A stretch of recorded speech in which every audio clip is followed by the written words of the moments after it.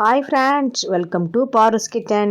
இன்றைக்கி கல்யாண நாள், பிறந்த நாள் கொண்டாடுற அனைவருக்கும் என்னுடைய மனமார்ந்த வாழ்த்துக்கள். இன்றைக்கி இந்த வீடியோவில் என்ன பார்க்க போகிறேன்னா, கிச்சன் எப்போவும் க்ளீனாக இருக்கிறதுக்கு நான் சில டிப்ஸில் சொல்கிறேன். என்னென்னு பார்க்கலாம். வீடியோவை ஸ்கிப் பண்ணால் பாருங்கள். அப்போ தான் நான் சொல்கிற ஐடியாக்கெல்லாம் உங்களுக்கு தெரியும். என்னோடய சேனலை முறையாக பார்க்குறதா இருந்தால் ப்ளீஸ் சப்ஸ்கிரைப் பண்ணிவிட்டு பாருங்கள். வீடியோக்குள்ளே போயிடுவோமா?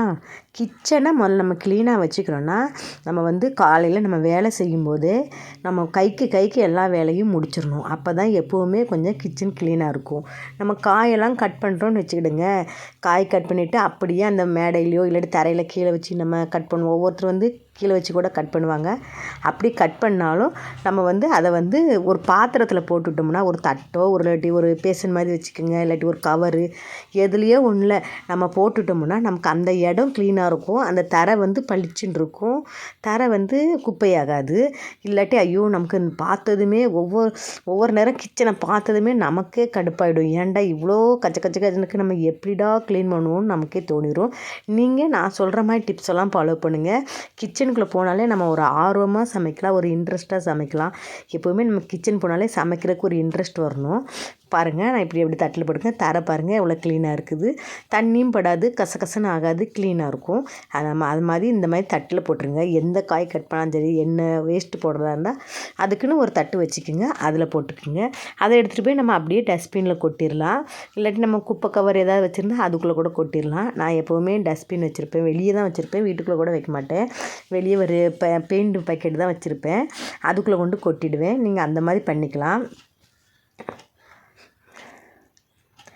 நெக்ஸ்ட்டு டிப் பாருங்கள், எப்படி நான் வெளியே வச்சுருக்கேன் பார்த்தீங்களா? வீட்டுக்குள்ளே வச்சாலும் எனக்கு அந்த கொசுலாம் நிறையா ஆஞ்ச மாதிரி இருக்கும். அதனால் நான் எப்போவுமே அது வெளியே வச்சுருவேன். வீட்டுக்குள்ளே இருக்கிற குப்பையை மட்டும் இந்த மாதிரி தட்டிலையோ இல்லாட்டி கவர்லையோ போட்டு எடுத்துக்கொண்டு போட்டுருவேன் வெளியே. அதுக்கப்புறமா நம்ம சமைக்கும்போது எதையாச்சும் குழம்பு இல்லை சாப்பாடெல்லாம் கிண்டிட்டு அப்படியே தரையில் நம்ம வைக்கக்கூடாது. அப்படி வச்சிட்டோம்னா நம்ம அந்த குழம்பு கீழே கொட்டும், அந்த கரண்டில் இருக்கும், எண்ணெய் இருக்கும், அப்புறம் சாப்பாடு ஓட்டி இருக்கும். அது எல்லாமே நமக்கு அந்த தரையே வேஸ்ட்டாக போயிடும். அப்படி வைக்காமல் அதுக்குன்னு ஒரு சின்ன தட்டு வச்சுக்கோங்க. இங்கே பாருங்கள், நான் எப்படி வைக்கிறேன்னு பாருங்கள். நான் எப்போவுமே நானும் முதல்ல அப்படி தான் வச்சுட்டு இருந்தேன். இப்போல்லாம் இந்த மாதிரி வைக்க கற்றுக்கிட்டேன். அதனால் எனக்கு அந்த தரை கொஞ்சம் பளிச்சுன்னு இருக்கும். நம்ம சமைச்சு முடித்தாலும் அப்பாடி இவ்வளோ கச்சன்னு இருக்கே அப்படின்னு நமக்கு தோணாது. பார்க்க நீட்டாக இருக்கும். நம்ம சமைச்சிட்டு இருக்கும்போது யாரோ பார்த்தா கூட நீட்டாக இருக்கே, பரவாயில்லையே, கிச்சனை நீட்டாக வச்சுருக்காங்களே அப்படின்னு நினைப்பாங்க. எப்போவுமே நமக்கு கிச்சன் நீட்டாக இருக்கும். அதனால் இந்த மாதிரி ட்ரை பண்ணி பாருங்கள். நான் எனக்கு பிரிஞ்சி சாதம் செஞ்சேன். காலையில் பசங்களுக்கு பிரிஞ்சி சாதம். நேற்று வச்ச மட்டன் குழம்பு கொஞ்சம் இருந்துச்சு. இன்றைக்கி நான் இந்த வீடியோ மண்டே எடுத்தது. மட்டன் குழம்பு இருந்துச்சு. அதை நாங்கள் சாப்பிட்டுக்கலாம். பசங்களுக்கு மட்டும் பிரிஞ்சி செஞ்சு கொடுத்துடலாம். காலையிலைக்கு மதியத்துக்கு 2 வேளைக்கு ஆகிற மாதிரி செஞ்சுட்டேன். காலையில் சாப்பிட்டுட்டு போயிருப்பாங்க, மத்தியானத்துக்கு கட்டி எடுத்துகிட்டு போயிடுவாங்க. இது செஞ்சு முட்டை ஆளுக்கு ஒன்று வேக வச்சுக்கிட்டேன். நேற்று சண்டேங்கிறனால மட்டன் வாங்கியிருந்தோம். அந்த குழம்பு மிச்சமாகிடுச்சு. பசங்க மட்டன் குழம்பு வேண்டான்னு சொல்லிட்டாங்க. அதனால் மட்டன் குழம்பு நான் அவங்களுக்காக செஞ்சு பிரிஞ்சி ரெடியாக போகுது. நெக்ஸ்ட்டு நம்ம கைக்கு கை நம்ம வேலையை முடிச்சுக்கணும். எல்லா வேலையுமே நம்ம ரொம்ப இழுத்துக்கக்கூடாது வேலையை. பாத்திரத்தை உடனே கழுவி எடுத்துடணும். அப்படியே நிறைய சேர்த்து போடக்கூடாது. பாத்திரத்தில் இருக்கிற குப்பை நம்ம சிங்கில் பாத்திரத்தெல்லாம் அப்படியே போட்டுருவோம். அப்படியே போடக்கூடாது. சாப்பிட்டுட்டு அதில் 1 2 எச்சிருந்தால் அதுக்குன்னு ஒரு தனியாக கிண்ணம் வச்சு அதுக்குள்ளே கொட்டிக்கணும். அதுக்குள்ளே கொட்டிட்டு பாத்திரத்தை ஒரு அலசி நீங்கள் போட்டுட்டிங்கன்னா பாத்திரம் காயாமல் இருக்கும். இல்லாட்டி நம்ம ஒரு 10 நிமிஷம் 20 நிமிஷம் கழித்து பார்க்கும்போது பாத்திரம் காஞ்சி போயிருக்குமா, நமக்கு தேய்க்க கஷ்டமாக இருக்கும். ரொம்ப ஸ்டெயின் பண்ணி தேய்க்கிற மாதிரி இருக்கும். அதனால் சிங்கில் போடும்போதே பசங்களுக்கு கற்றுக் கொடுங்க. வேஸ்ட்டு அதில் எடுத்து போட்டு லைட்டாக தண்ணி ஊற்றி ஒரு அலசிட்டு போடுப்பா அப்படின்னு சொல்லி கொடுங்க. அப்படி சொல்லி கொடுத்தீங்கன்னா அவங்களும் அதை கற்றுப்பாங்க. 1 நாள் 2 நாள் கஷ்டமாக தெரியும். அப்புறம் அது பழகிடும். அப்புறம் எப்போவுமே சரி, கிச்சன்கிட்ட ஒரு டவலோ இல்லாட்டி ஒரு வேஸ்ட் துணியோ ஒன்று தொங்க விட்டுக்குங்க. ஏன்னா நம்ம டக்குன்னு நமக்கு கை ஈரமாயிரம், டக்குன்னு நம்ம நைட்டிலையோ நம்ம ட்ரெஸ்லேயே தான் துடைக்க தோணும். அப்படி துடைக்காமல் இந்த மாதிரி துணியில் நம்ம துடைச்சிட்டோம்னா நமக்கு நைட்டி அழுக்காகாது, ஈரமாகாது, கொஞ்சம் கம்ஃபர்டபுளாக இருக்கும். இல்லாட்டி ரொம்ப நைட்டி பிசுன்னு ஆகிடும், அந்த இடமே வேஸ்ட்டாக போயிடும். பாருங்கள், நான் இப்படி துடைக்கிறேன் பாருங்கள். கண்டிப்பாக இந்த ஐடியாவை நீங்கள் பின்பற்றுங்க. நெக்ஸ்ட்டு வந்து கிச்சன் செல்ஃபு வந்து நம்ம சமைக்கும்போது ஒவ்வொரு நாளைக்கு ஒரு 4-5 செல்ஃப் இருக்குன்னு வச்சுக்கோங்க. ஒவ்வொரு நாளைக்கு ஒரு செல்ஃபு க்ளீன் பண்ணுற மாதிரி பார்த்துக்குங்க. வாரத்துக்கு 4 செல்ஃப் இருக்குன்னா 4 நாள் க்ளீன் பண்ணிங்கன்னா மாதத்துக்கு ஒரு 4 வாட்டி அப்படி க்ளீன் பண்ணி பாருங்கள். எப்போவுமே கிச்சன் செல்ஃபெல்லாம் க்ளீனாகவே இருக்கும், பளபளன்னே இருக்கும், ரொம்ப அழுக்காக டஸ்ட்டாக தெரியாது. அதேமாரி நம்ம வந்து ஆயிலெல்லாம் ஊற்றுறோன்னு வச்சுக்கிடுங்க. ஊற்றிட்டு அப்படி வைக்காமல் அந்த ஆயில் டப்பாவை கொஞ்சம் தொடச்சி வச்சிடணும். லைட்டாக எண்ணெய் வழிஞ்சி எப்படியும் நம்ம எப்படி ஊற்றினாலும் கரண்டிலேயே எடுத்து நம்ம ஸ்பூன்லேயே எடுத்து ஊற்றினாலும் லைட்டாக வழிகிற மாதிரி இருக்கும். அதை வந்து நம்ம லைட்டாக தொடச்சி வச்சிட்டோம்னா அந்த பிசுப்பு அது மேலே ஏறாமல் பார்க்குறதுக்கு நீட்டாக இருக்கும். அப்புறம் வந்து பாத்திரம்லாம் நம்ம கழுவிட்டு கொஞ்ச நேரம் வெளியே எடுத்து கொண்டு வச்சுருங்க. வீட்டுக்குள்ளேயே வைக்காதீங்க. வீட்டுக்குள்ளே இடம் இருக்கிறவங்க கொஞ்சம் காற்றோட்டமாக வச்சுட்டு மெயினாக கிச்சனை வந்து ஈரம் இல்லாமல் பார்த்துக்குங்க. ஈரம் இருந்தாலே நமக்கு பூச்சி வந்துடும், ஒரு மாதிரி ஸ்மெல் அடிக்கும், பேட் ஸ்மெல் அடித்த மாதிரி, ரொம்ப ஒரு மாதிரி மொக்க வாசம் அடித்த மாதிரி இருக்கும். அதனால் நீங்கள் வந்து ஈரம் இல்லாமல் நல்லா வர துணி வச்சு கிச்சன் மேடையும் சரி தொடச்சிட்டு நல்லா காஞ்ச துணி வச்சு ஒரு 2 வாட்டி நல்லா தொடச்சி எடுத்துருங்க. எடுத்திங்கன்னா கிச்சன் எப்போவுமே கொஞ்சம் நல்லா பளபளன்னு, அடுப்பெல்லாம் நல்லா நீங்கள் அந்த மாதிரி தொடச்சிங்கன்னா எப்போவுமே கொஞ்சம் நல்லா பளபளன்னு இருக்கும்.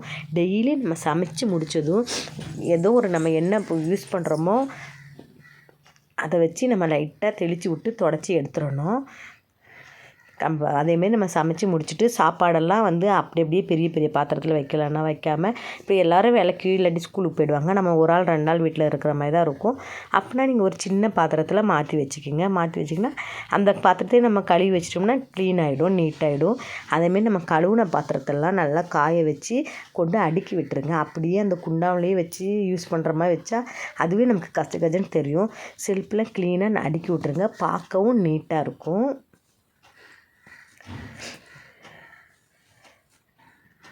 பார்க்க நல்லா நீட்டாக தெரியும். அப்போ தான் மெயினாக கிச்சனில் வந்து ஈரம் படாத அளவுக்கு பார்த்துக்குங்க. இந்த கிச்சன் டைல்ஸும் சரி, நம்ம எப்போவுமே சரி, நான் பாத்திரத்தை எங்கே கொண்டு வச்சுருக்கேன் பார்த்தீங்களா, கொஞ்சம் வெளியே கொண்டு வச்சுருவேன். நான் எப்போவுமே எனக்கு வந்து வெளியே கொஞ்சம் போர்ட்டிக்கோ மாதிரி இடம் இருக்குது. அதனால் நான் வெளியே வெயில் அடிக்கும், அதில் நல்லா வெயில் வரும். அதனால் நான் கொஞ்சம் நேரம் ஒரு 1/2 மணி நேரம் 1 மணி நேரம் அதில் வச்சுட்டு தான் நான் அப்புறமா பாத்திரத்தை உள்ளே தூக்கி வைப்பேன். முன்னாடி கொஞ்சம் இடம் இருக்கிறனால நான் அதை செய்கிறேன். நீங்கள் இடம் இல்லாதவங்க கொஞ்சம் காற்றோட்டமாக கொஞ்சம் வச்சுட்டு அப்புறம் எடுத்து உள்ளே வைங்க, உள்ளே வச்சு செட் பண்ணுங்கள். அதுமாரி பாத்திரம் குக்கரெல்லாம் சரி, நம்ம வந்து மூடி தனியாக அந்த குக்கர் தனியாக வைக்காதீங்க, மூடியோடு சேர்த்து அதையும் செட் பண்ணி வைங்க. அப்போ தான் வந்து நமக்கு மூடி தேட வேண்டிய அவசியம் இருக்காது. இல்லாட்டி நம்ம காலையிலே சீக்கிரமாக அவசரமாக சமைக்கிறப்ப அதை தேடிட்டு கிடக்கிற மாதிரி இருக்கும், அப்புறம் டென்ஷன் ஆகும்.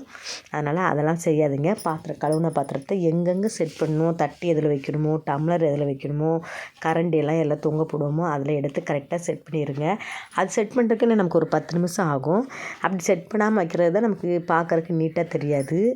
அப்படி செட் பண்ணிங்கன்னா பார்க்க நீட்டாகவும் இருக்கும், பார்க்குறதுக்கு கிச்சனை பார்க்குறதுக்கு நல்லா அழகாகவும் இருக்கும். அந்த மாதிரி செட் பண்ணி விட்டுருங்க. பாத்திரமும் சரி கைக்கு கை கழுவிடுங்க. ரொம்ப பாத்திரம் சேர்க்காதீங்க. நீங்கள் பாத்திரம் ரொம்ப சேர்த்துட்டாலே நமக்கு அது தேய்க்கிறதுக்கு மலப்பாக தெரியும். அதனால் அப்படி சேர்க்காதீங்க. நான் எப்போவுமே அப்படி சேர்க்க மாட்டேன், கொஞ்சம் கொஞ்சமாகவே கழுவிடுவேன். எனக்கு வந்து சிங்கும் கொஞ்சம் சிறுசு தான், அதனால் நிறைய பாத்திரம் சேர்த்து வைக்கிற மாதிரி எனக்கு இடமும் பத்தாது.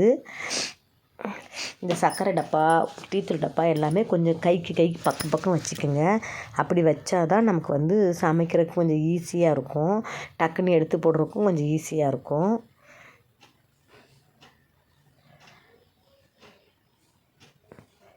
என்ன தான் கிச்சன் சின்ன செல்ஃபாக இருந்தால் கூட நம்ம தொடச்சி நீட்டாக வச்சு புழங்குறதுல தான் அதில் வந்து ஒரு க்ளீனாக நீட்டாக இருக்கும் பார்க்குறதுக்கு. அதனால் சின்ன கிச்சன் சின்ன செல்ஃபாக இருந்தால் கூட க்ளீனாக வச்சுக்கோங்க. க்ளீனாக வச்சா தான் மெயினாக கரப்பான்பூச்சி வராது, இல்லாட்டி கரப்பான்பூச்சி எலி எல்லாமே வந்துடும். அது வராமல் பார்த்துக்கணுன்னா நம்ம முதல்ல ஈரப்பதம் இல்லாமல் பார்த்துக்கணும்.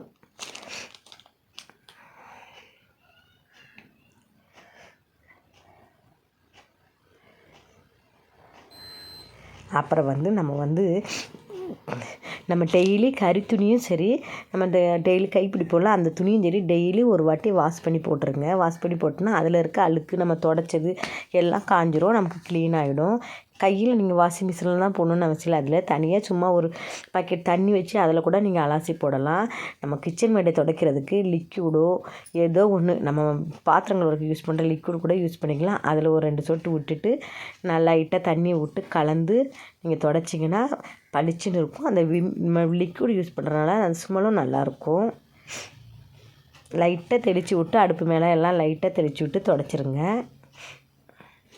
அதேமாரி நம்ம கிச்சன் மேடையில் மேலே இருக்க டைல்ஸும் சரி டெய்லி துடைச்சி எடுத்துருங்க.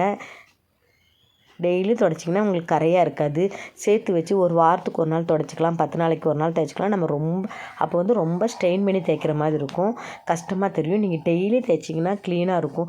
எப்படினாலும் நம்ம சமைக்கும் போது லைட்டாக எண்ணெய் தெரிக்கும், ஏதாவது தெரிச்சிரும், புளியாக அசிங்கமாக தெரியும். அப்படி தெரியாமல் இருக்கிறதுக்கு கண்டிப்பாக நீங்கள் டெய்லி துடைச்சிருங்க. அது என்ன ரொம்ப நேரம் வேலையெல்லாம் ஆகாது, கொஞ்சம் நேரம் தான். கூட ஒரு கிச்சன் க்ளீன் பண்ண 10 நிமிஷம் ஆகுனா கூட ஒரு 1 நிமிஷம் 2 நிமிஷம் ஆகும். நம்ம டெய்லி துடைக்கிறதுனால அழுக்கு வந்து அந்தளவுக்கு அதில் இருக்காது. எனக்கு மெயினாக க்ளீனாக கிச்சன் இருக்கிறதுக்கு இந்த வைப்பர் வந்து யூஸ் ஆகும். பாருங்கள், தண்ணியை அப்படியே அப்சர்வ் பண்ணுவோம், அப்படியே தண்ணி இழுத்து அப்படியே காஞ்ச தர மாதிரி ஆக்கிவிடும். நான் எப்போவுமே சரி இது இல்லாமல் இருக்க மாட்டேன். இதை வச்சு எடுக்கிறனால நமக்கு ஈஸியாக இருக்கும். இதை நீங்கள் ஒன்று வாங்கி பாருங்கள். ரொம்ப ரேட்டெல்லாம் வராது, ஒரு 50 ரூபாய்க்குள்ளே தான் வரும். 70 ரூபா 100 ரூபாய்க்குலாம் இருக்குது. நான் இது வாங்கினது 50 ரூபா தான், 45 ரூபா தான் சாரி. அந்த இடத்த துடைக்கிறதுக்கு எனக்கு ரொம்ப க்ளீனாக யூஸ் ஆகுது. அடுப்பு மேலேயும் லைட்டாக அந்த விம் ஜெல்லையே நான் தெளித்து விட்டு துடைச்சிருவேன். அந்த எண்ணெய் பிசு இருக்கலாம் அதெல்லாம் வந்துடும்.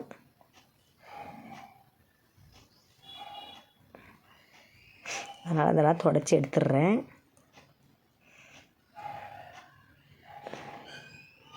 டெய்லி சமைச்சதுமே லைட்டாக இந்த மாதிரி லைட்டாக விம் ஜெல்லோ இல்லாட்டி நம்ம துணி துவைக்கிற பவுடரோ ஏதோ ஒன்று லைட்டாக கலந்து தெளித்து ஒரு துடைச்சிருங்க.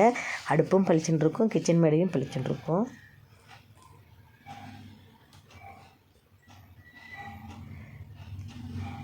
அவ்வளோதான் ஃப்ரெண்ட்ஸ், கிச்சன் வந்து க்ளீன் ஆகிடுச்சு.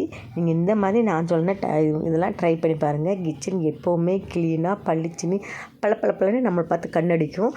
அந்த மாதிரி பளபளன்னு இருக்கும். இதை ட்ரை பண்ணி பாருங்கள் ஃப்ரெண்ட்ஸ். பாய்.